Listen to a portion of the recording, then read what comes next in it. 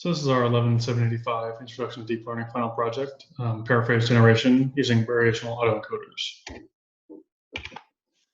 The problem is that we're given a sentence in English and one paraphrase, and our goal is to generate more paraphrases that are semantically similar sentences to the inputs.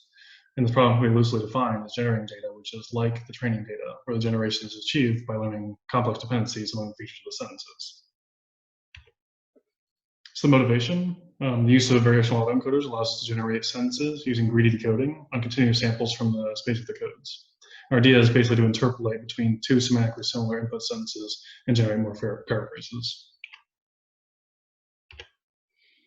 So our project is a re-implementation of generating sentences from continuous space, which has been a baseline for many paraphrase and language generation projects.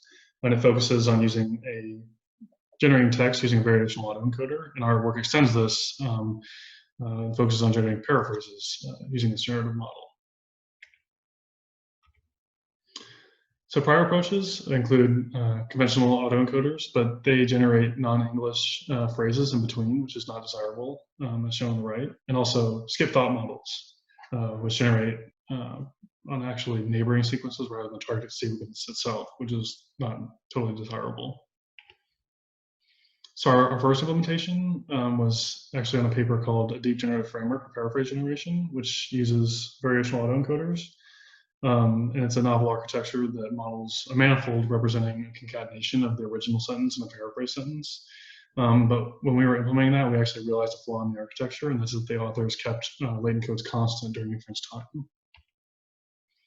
And this flaw was pretty significant, and basically the decoder at the inference step was trying to estimate the probability of a paraphrase given a fixed latent code Z as well as the original sentence. And from our understanding, that generative approach is just incorrect. So we end up doing a different approach and implementing paper generating sentences from continuous space. And this revised approach generates text using a VAE by modeling a latent space, probability of Z, that maximizes the probability of generating the original sentence given the latent space.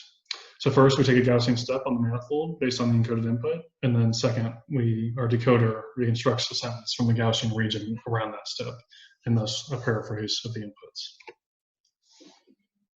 So for interpolating between the two sentences, we first generate the two latent codes, and then sample latent codes for more paraphrases with the following parametric equation, and this is our generative step.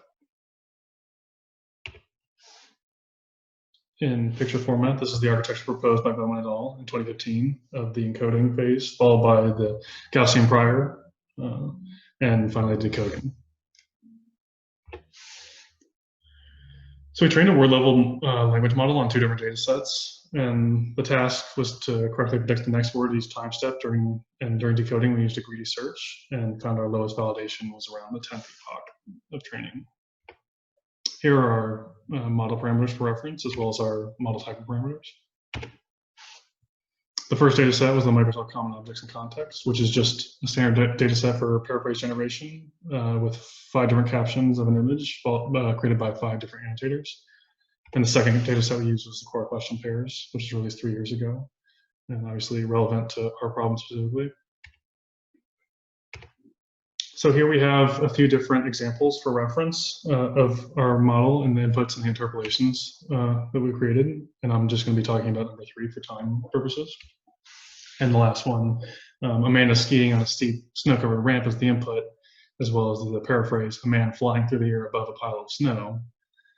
And our interpolation is a man is standing in the kitchen with a refrigerator, and a man is riding a skateboard down a street. These results were not quite as good as the first 2 examples, but it highlights some things about the model. It's evident that some of them are not actually paraphrases, but they are semantically correct English, which is an improvement over traditional or conventional autoencoders. And it's evident that the model is learning that refrigerator and snow in that last example are similar in the space. So some of our limitations, we noticed that we're unable to generate a large number of unique results. Pretty much only 2 unique sentences for a given pair of inputs. And we also found the model overfits pretty quickly and generates the same set of outputs for any given input after just a few epochs. And we also noticed the training is very sensitive to weights, and that there's at a more fundamental level, we don't really have a direct way of comparing the generation of multiple paraphrases on a quantitative basis, which makes evaluation difficult, and our blue scores turned out to be low. So